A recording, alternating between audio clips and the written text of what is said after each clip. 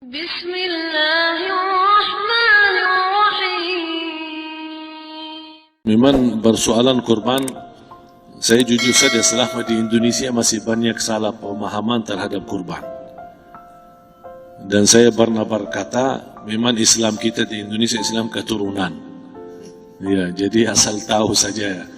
Ya, tapi dari segi pelajaran, mohon maaf ya kita terlalu jauh terhadap pemahaman. Yang saya maksud, kita melaksanakan sesuatu tapi kita sudah belajar, sudah tahu. Bukan hanya asal saya dengar, saya lihat, saya bukan sebatas itu. Tapi kita punya dasarnya. Dan ini kelemahan kita. Di antaranya kurban. Saya pernah mendengar, bukan malah sering mendengar, soal kurban dihitungkan berorang. Jadi keluarga, suami istri sama 5 anak berarti jumlah 7. Wajib sapi. Kalau kurang daripada itu, atau misal suami istri tidak mampu, boleh ini tahun kurban kambing atas nama suami, tahun depan atas nama istrinya. Ini hal keliru sebenarnya. Yang dihitungkan soal kurban beda sama akikah dan beda sama zakat fitrah. Zakat fitrah sama akikah terhitung berorang. Akikah laki-laki 2 kambing, perempuan 1. Kalau tidak mampu boleh. Kalau ada kembar, laki sama perempuan berarti 3 kambing. Tapi kalau tidak mampu boleh 1 kambing, tidak masalah. Yang tidak ada istilah sekarang saya kurban tapi nanti sisanya seolah-olah ada hutang sama Allah. Sesuai kemampuan kita. Di antaranya kurban. Kurban hitungannya berkeluarga, bukan berorang. Buktinya Rasulullah SAW. Dan juga cerita Nabi Ibrahim. Ketika Nabi Ibrahim mau sembelih Nabi Ismail, Allah turunkan apa? Mengganti sembelihan Nabi Ismail dengan ekor kambing dari surga. Berapa ekor kambing? 1. Padahal Nabi Ibrahim punya istri 2 dan anak. Ada istri Siti Hajar dan Sarah. Kemudian anaknya Ismail dan Ishak. Berarti semuanya berapa? 5. Kenapa Allah tidak turunkan 5 ekor kambing? Karena hitungannya memang 1 keluarga. Yang kedua, Rasul sendiri sembelih 2 kambing. Pertama, Bismillah atas nama Muhammad dan keluarga Nabi Muhammad. Padahal kita tahu keluarga Nabi Muhammad SAW termasuk keluarga besar. 11 istri, belum lagi anaknya, laki-laki sama perempuan. Ada yang hidup maupun sudah mati. Sudah termasuk semua. Yang hidup maupun mati. Yang kedua, Rasul sembelihan yang kedua atas namaku dan umatku. Umat ini berapa miliar? Cuma 1 ekor kambing. Kenapa Rasulullah SAW berkurban atas nama dirinya dan umatnya? Saya mengambil salah satu di sini tanda sayangnya Rasul kepada umatnya. Jadi saya selalu berkata, orang miskin yang tidak mampu berkurban seharusnya bangga di hari kurban. Karena Rasul sudah kurbankan duluan atas nama dia. Jadi terima kasih ya Rasulullah, ingatkan kita. Yang kita tidak mampu, Rasul sudah. Bahkan kalau Rasul sudah kurban atas nama umatnya yang tidak mampu, berarti sudah terkabul. Kita aja belum tahu kabul atau tidak kalau kita berkurban. Tapi kalau Rasul sudah terjamin makbul. Oleh sebab itu hitungan kurban itu adalah 1 keluarga. Misal bapak punya istri, punya anak.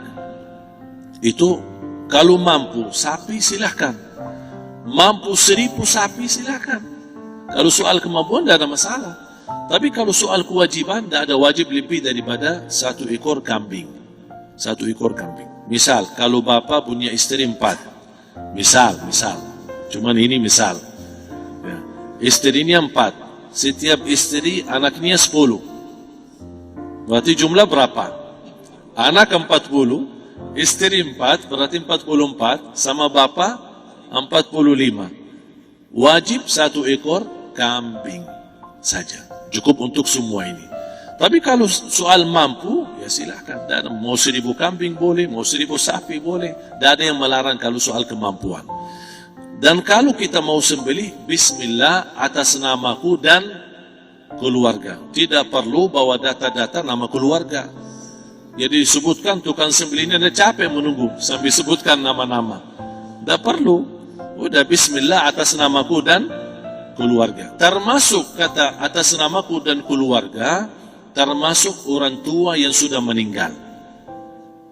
termasuk orang tua yang karena kita adalah hasil daripada orang tua. Itu sudah termasuk, tidak perlu kita sebutkan. Ada sebagian ulama membolehkan kalau kita mampu, mau khusus kambing atas nama orang tua, tidak masalah. Kalau kita mampu. Tapi kalau kita tidak mampu, itu sudah termasuk orang tua kita bersama keluarga besar kita. Ini salah satu kenikmatan, dan ini termasuk juga sedekah yang berguna bagi orang yang sudah meninggal di keluarga kita. Wallahu ta'ala. Dan juga masalah panitia, bisa kita mewakili. Kalau kita tidak mengerti sembelihannya dan tidak mengerti cara bagiannya. Tapi ada satu sunnah yang termasuk kehilangan sunnah ini, adalah banyak yang tidak mau makan dari hasil kurban. Padahal itu sunnah Rasul. Dari akikah boleh makan, dari kurban pun boleh makan. Bahkan sunnah SAW dibagi 3. Sepertiga pertama dihadiahkan. Maksudnya kata dihadiahkan kepada orang kaya. Misal tetangga saya tapi orang kaya, dia bukan miskin, tapi boleh saling hadiah. Karena inti daripada hadiah silaturahim. Ada keluarga kita termasuk mampu, tapi saya kasih ini, alhamdulillah saya sembelih sapi. Barangkali dia tidak mampu, cuma sembelih kambing, udah kita dapat daging kambing, dia dapat daging sapi. Tapi dengan niat hadiah, bukan sedekah, karena dia bukan orang miskin yang menerima sedekah. Yang sepertiga yang kedua adalah sedekah. Sedekah itu termasuk orang miskin. Yang ketiga, kita makan sendiri. Bahkan Rasulullah SAW selepas Idul Adha, beda sama Idul Fitri. Sebelum Idul Fitri dia makan kurma, meyakinkan batalan puasa. Tapi kalau Idul Adha tidak makan dan minum sebelum salat, kenapa? Bukan berarti tidak boleh. Tapi Rasulullah SAW ingin pertama pembukaannya, buka sarapannya atau makan di pagi harinya selepas Idul Adha adalah dari hasil sembelihan kambing itu atau dari kurban. Jadi kita sebagian sedikit. Tapi kalau kita merasa alhamdulillah rezeki saya banyak di rumah, alhamdulillah banyak ada makanan, mau sedekahin semuanya, semua mau sedekahin, tidak masalah. Tapi yang saya maksud, kenapa tidak kita sekali-kali hidupkan sunnah Rasul? Jadi sebagian, walaupun ada sebagian sedikit lah, buat istilahnya sama sedikit porsi nasi atau apa, karena kita berhak sebagai kita kurbankan lillahi ta'ala, kita berhak menikmati kurban ini yang lillahi ta'ala supaya kita mendapatkan keberkahannya, bukan hanya orang lain. Terus yang kedua ada masalah pembayaran. Kalau kita wakili panitia, boleh kita pesan sama panitia, tolong sedikit dari kurban saya minta buat saya makan. Itu tidak masalah, kita boleh minta. Dan boleh kita wakili, tapi kita tolong ingatkan, tidak boleh pembayaran hasil sembelihan itu dari kulitnya. Ini menjadi salah satu persoalan di Indonesia. Banyak tukang sembelih datang, ketika kita tawarkan untuk sembelih ini, berapa Pak? Oh tidak apa-apa, kasih aja kulitnya sama kepalanya. Jangan Anda setuju, jangan Anda terima. Oh maaf, saya tidak bisa. Bapak berapa ongkos sembelihannya? Kita harus sepakat dulu. Tidak, saya ikhlas, tidak apa-apa, seikhlasnya. Tapi yang penting, kepalanya sama kulitnya. Itu aja yang saya minta, yang lain tidak apa-apa. Tidak boleh. Tidak boleh. Kenapa? Karena ini kurban. Kata kurban berarti lillahi ta'ala, bukan untuk jual beli. Kalau kita sudah bayar dari bagian kurban, berarti bukan lillahi ta'ala. Harus kita jaga amalan itu. Tapi bagaimana cara jalan keluarnya? Kita harus sepakat, ijab kabul.